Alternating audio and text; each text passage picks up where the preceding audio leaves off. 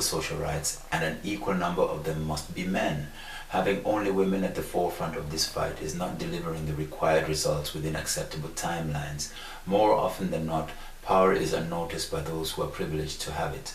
Men have to be made aware of the power they hold over women's lives in our patriarchal societies. We must make them understand that the concept of equal rights does not mean power over men, but it's a call for shared power. Men are the missing ingredient to have a meaningful and lasting difference in the fight for gender equality in Africa.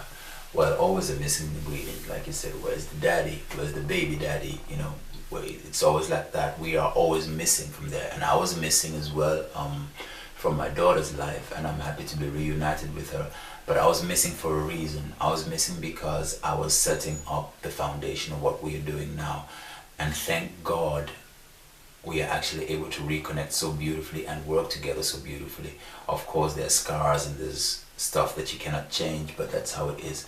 But in general, what we're doing should also be like a guideline for all the men who've been missing to somehow be part of it, even though they can't come back and form a family, can't come back to their former partners.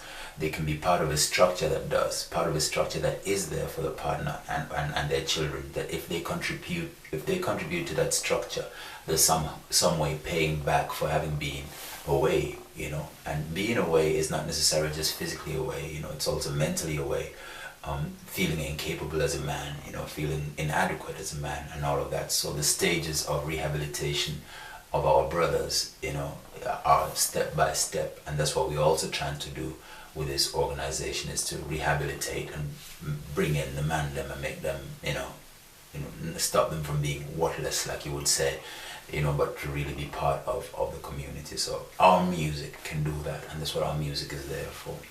So we say, with the youth, we have to get back to basics and prioritize quality education for our people. Africa has the lowest levels of graduates per capita, which is 3%, compared to South Korea 67% and Finland 70%. As a continent on the path towards inclusive growth, our leaders must seriously ask themselves, whom are they making all these long-term projections for, and what are we doing to prepare the youth for that future? By putting women and youth at the forefront of Africa's development agenda, we are establishing equal footing for men, women and youth at the starting line of the continent's socio-economic renaissance. And so that's why we have a record company to go with that. So what I'm doing is I'm marrying a record company to this great big socio-economic structure that has been put together by our leaders in NEPAD. And this is in response to Chapter 4 of NEPAD Manifesto from the leadership, asking Africa's people to set up structures of organization at all levels in which to engage people and bring them into public participation. So it's not necessarily about the downloads of the music or the sales of the music. That type of industry we're not really into. It's a very destructive type of business in that sense. The touring, the drugs, the girls, and all of that over and over. I mean, look at it. And the artist dies at a young age because the manager wants to get in the last 10% from the publishing and all of that. So this is really a community type of business that we're putting together. Of course, we're going to be as competitive as other record companies because we're going to have music of high standard. But the whole thing is that we're here to look out for ourselves. Our music pays for everything that we're going to need. It is our social security, so to speak, because it could have been the millions and billions that have been made from our music from ever since they started recording us in the 1920s. Could have been taking care of everything that we need, even if it was repatriation, reparations, or whatever. Out of those monies are billions and billions that could have taken care of the black community. I'm just going to go through one of the highlights here, a little bit about the New Africa business landscape. And here it says, the NBF plays the role of neutral facilitator that works with multi-stakeholders to execute strategic projects of sustainable developmental importance that deliver real impact across the African continent. Now, these people are working hard, and they have been for many years. And the problem is always the same. There is nobody to create that interaction between the hard-working leaders and the hard-working people, because the people on the ground are working hard and the leaders are working hard, but who's in between to create that connection? That's our job, you see. Let's have a look here. Is this lady by the name of Jacqueline Kanusu. and she's the executive PA to the CEO of NBF. And she says something: being part of the realization of the new Partnership for Africa's Development Visionaries and working with a diverse team at NBF to provide pioneering solutions for social network transformation on the continent. I shouldn't, maybe I shouldn't have read that because I can't quite make sense out of it. But you know, she's a sister like any other sister, and you got a team that works.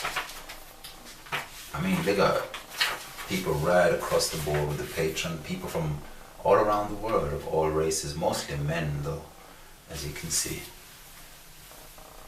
Yeah, but you need to get this document, whether you're gonna get it as a PDF or if I need to send it to you physically, just let me know. But each one of you as women in Cool Mom Records must have this so that we can engage in conversation with these leaders. There are many times that we're going to apply for monies from the budgets of the donor countries, like Denmark gives just under 1% of its national budget to the development in Africa. Now, if they would be happily put money into a structure that bridges the gap between our leadership and the populace. So that's where we're coming in. That's where the real money for Cool Mom Record comes. I mean, we make the music so we can have a good time, so we can have a soundtrack to what we're doing, right? But in reality, where the money is coming from is the money that is being appropriated to the Oxfams and all these different organizations that have been in Africa for so long and are not necessarily delivering what needs to be delivered. Now, I'm very happy to have Chisomo on board because Chisomo is one of those people who has worked with these type of people. So he knows them inside and out, and he knows their shortcomings. He knows where they go wrong. Now, there's so many youths in Malawi who've done this. You know, they have worked with project after project, and these youths need to be at work, working for the right structure. So finding a salary for them is my primary objective at this moment, where to get it. So I need to go through the political channels here in Denmark to get that. And my argument needs to go through that political channel to say that, look, for years we've been throwing money to Africa in the wrong way. It's been going to the wrong places. But now we actually have an army of competent youth who can put together projects, as Chisomo is showing right now, who can put together project descriptions, who can work disciplined and have the imagination and the enthusiasm to put it together and can communicate to the villages and to the corporate world.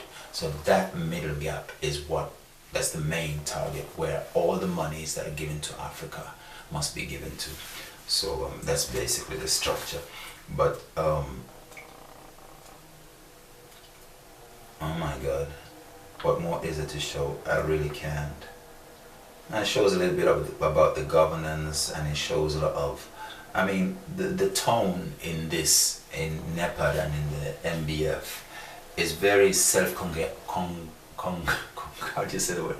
Self-congratulatory. Self-congratulatory is the tone, and it reminds me a bit of Bob Geldof congratulating himself as the 10 out of 10.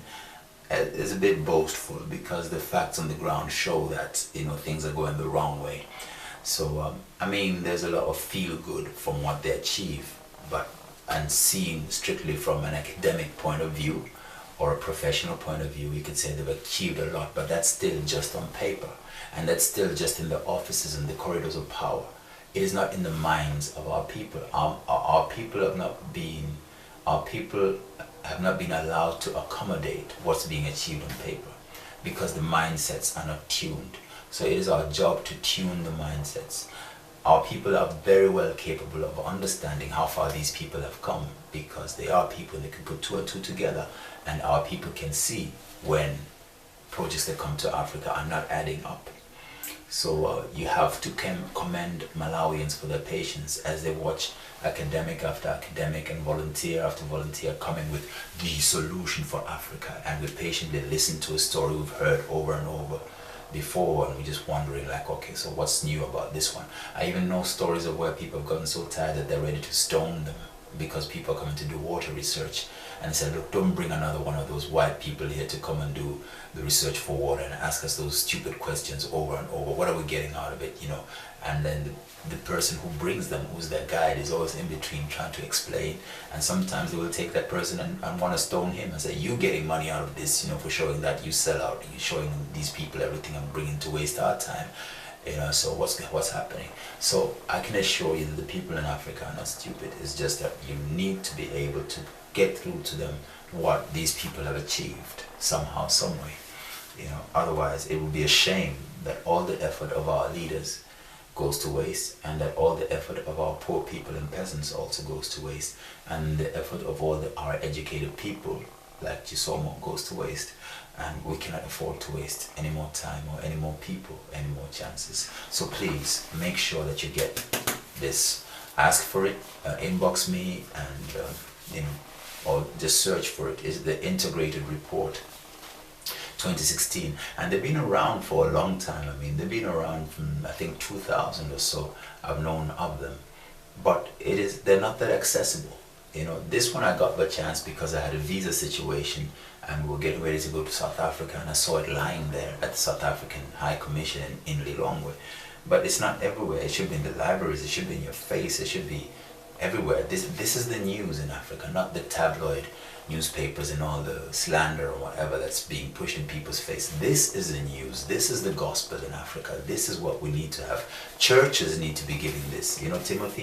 Pastor Timothy Karas, your church with 12 by 12 needs to be teaching. You need to be having classes of this after church. This needs to be Sunday school. You understand? Sunday school, real Sunday school. You understand? So Yvonne, I think this is something for you. Especially Yvonne, you must have this. I need to make sure that you get this in the press, not in the post. Definitely, Yvonne. So I think you're going to be very much our ambassador in issues like these. Meeting these type of people and going to conferences, you should be able to do that. I think you're the right one to do that, and connecting with people like Gwen would really be cool. So that's what I've got to say this morning. I've got a busy day. Have a nice day, ladies, and God bless you. And thank you so much for your patience and your support. Jah love.